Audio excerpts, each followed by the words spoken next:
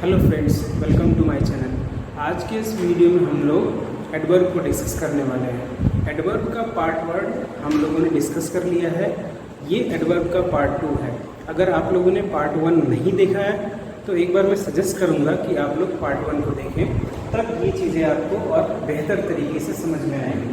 तो चलिए स्टार्ट करते हैं वीडियो को। हम लोगों ने 4 एडवर्ब डिस्कस कर लिए थे और ये जो हमारा है 5वां एडवर्ब है, एडवर्ब ऑफ डिग्री।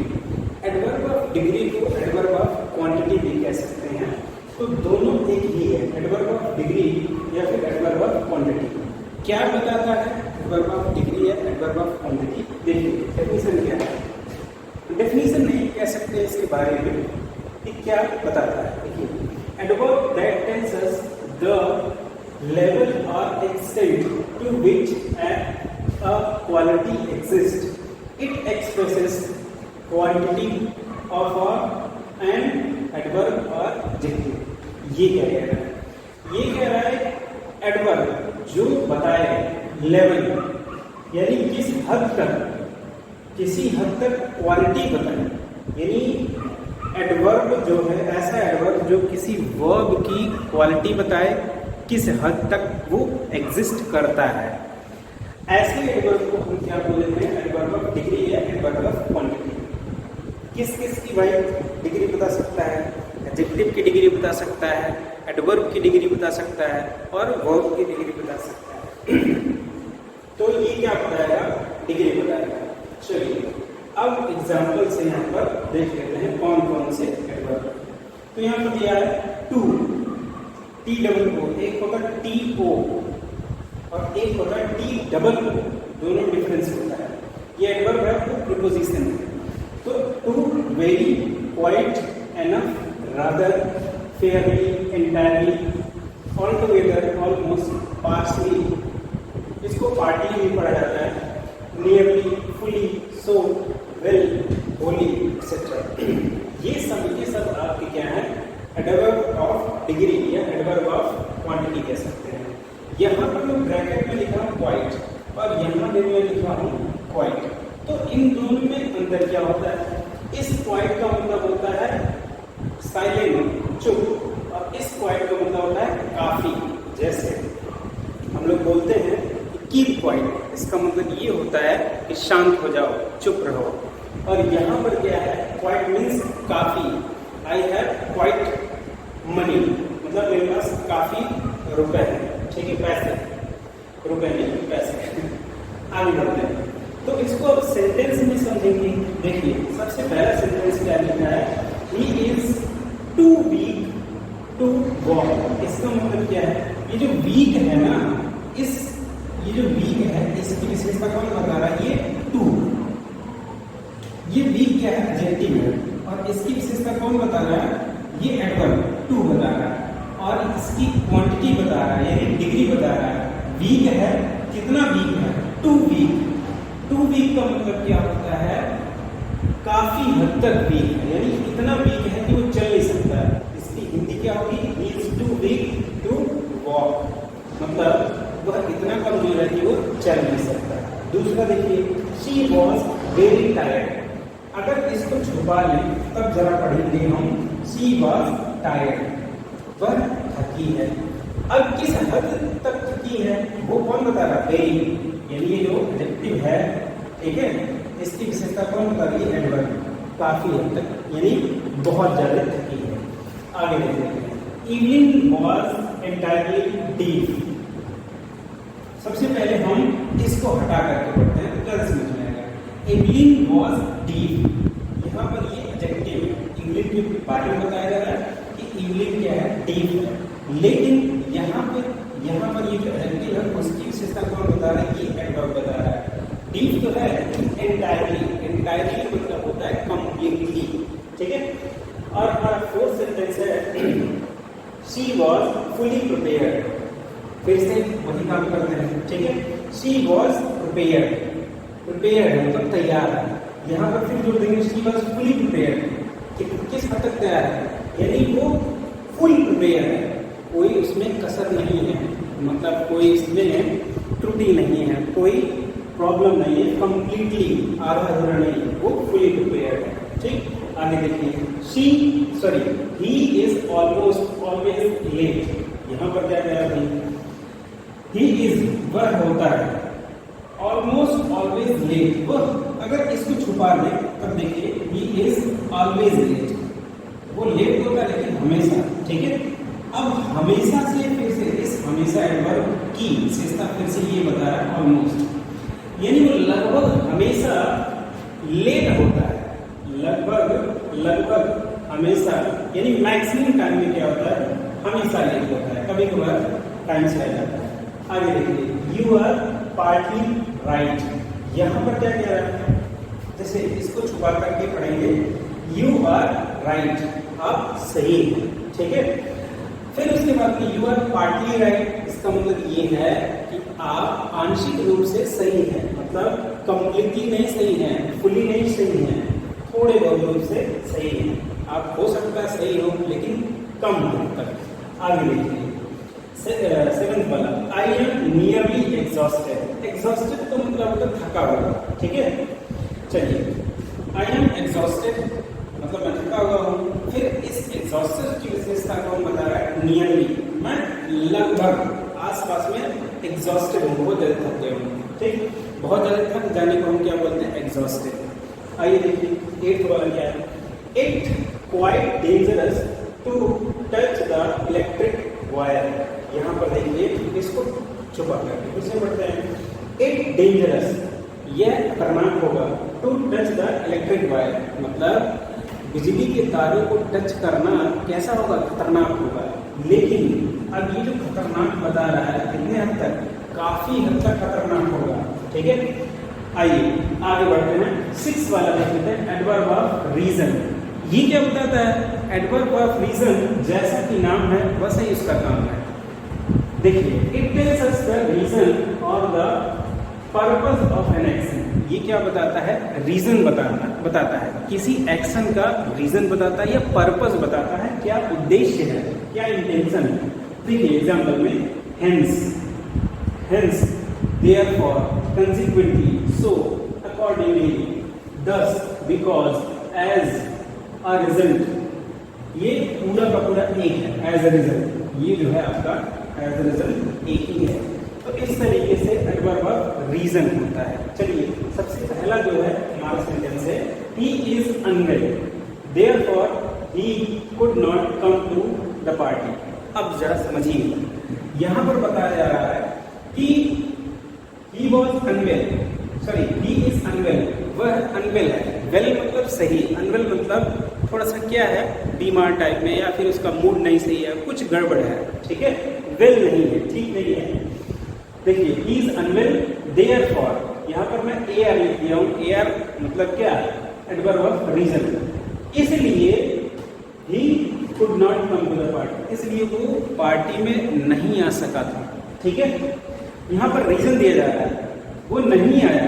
क्यों नहीं आया? रीजन ये है कि वो अनवेल था।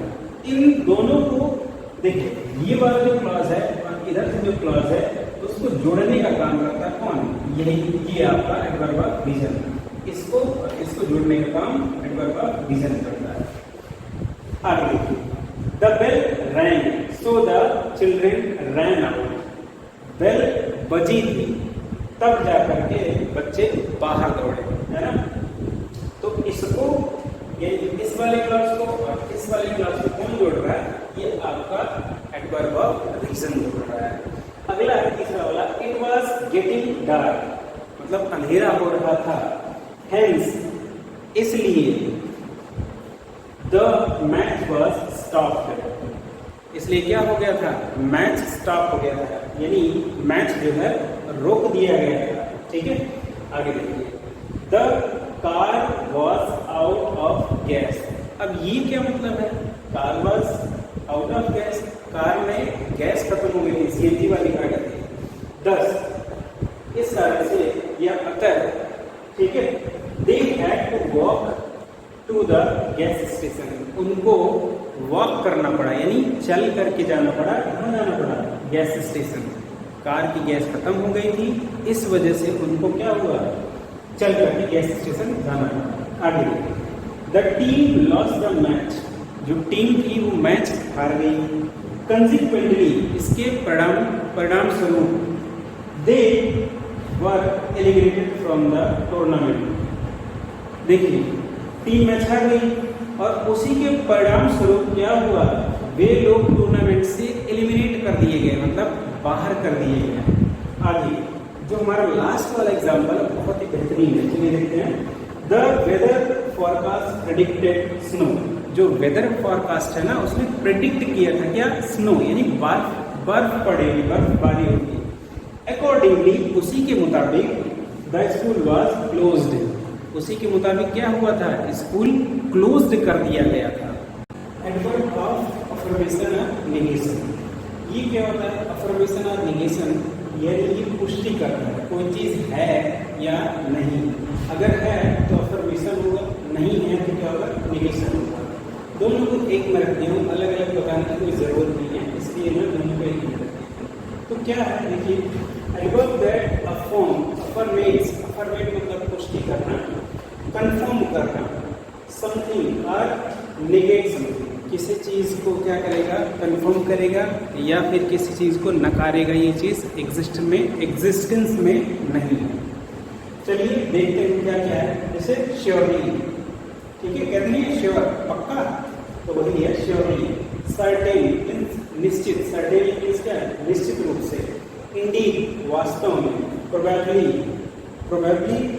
एक प्रोबेबल जो वर्ड है संभावना व्यक्त करता है, तो उसी से probably. Not, no, not at और एक नहीं है, यस, ट्रूली, ये सारे के सारे आपके क्या है, एडवर्ब ऑफ अफर्मेशन और नेगेशन। आइए समझते हैं सेंटेंस में। He will certainly help you, अब समझिए, ही विल हेल्प यू, वह तुम्हारी मदद करेगा, लेकिन यहाँ पर फिर मैं बोल दे रहा हूँ he will certainly help you, इसका मतलब ये कहना चाह रहा है कि वह निश्चित ही तुम्हारी मदद करेगा। दूसरा sentence, no you can't go alone. देखिए इसको मैं छुपा दूं तो यू कांट गो अलोन, तुम अकेले नहीं जा सकते, ठीक है।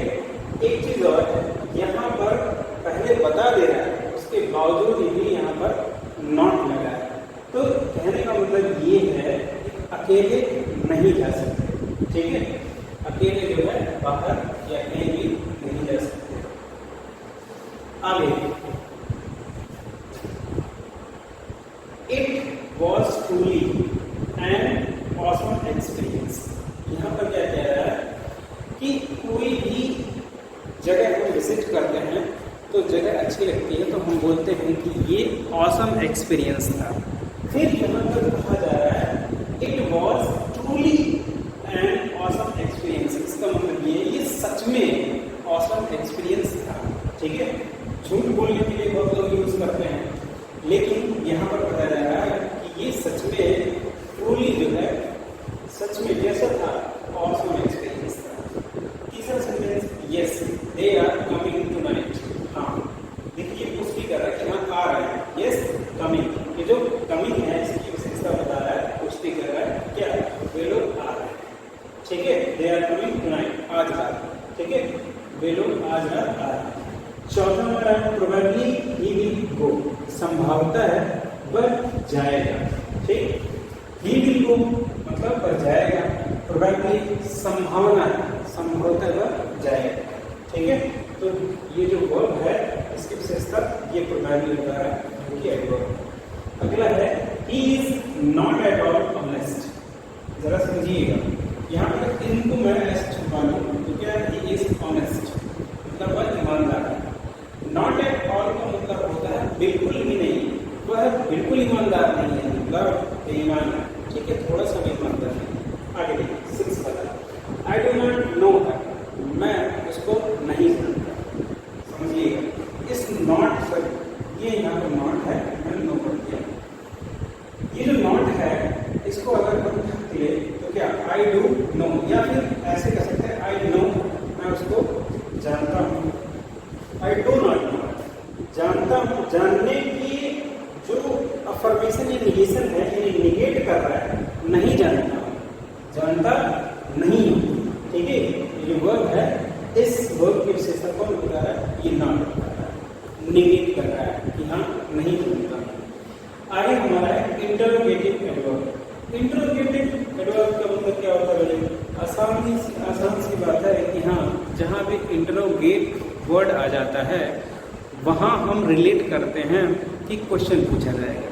तो ऐसे ही ये आपका इंटरोगेटिव एडवर्ब है जो एडवर्ब का भी काम करता है और क्वेश्चन पूछने का भी काम करता है।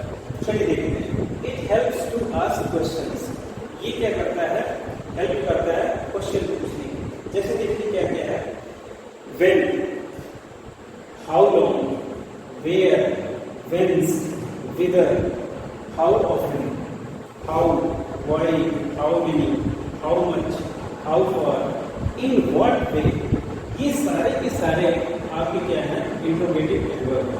यहाँ पर दो वर्ड आपको नया दिख रहा होगा, एक व्हेंस और एक विदर। अभी हम जब सेंटेंस में देखेंगे तो बड़े आराम से समझ जाओगे। सबसे पहला इसका सेंटेंस लिखा है where has he gone.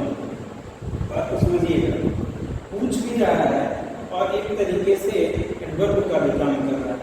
Where यानी कहाँ, वे लोग गए, लेकिन कहाँ गए?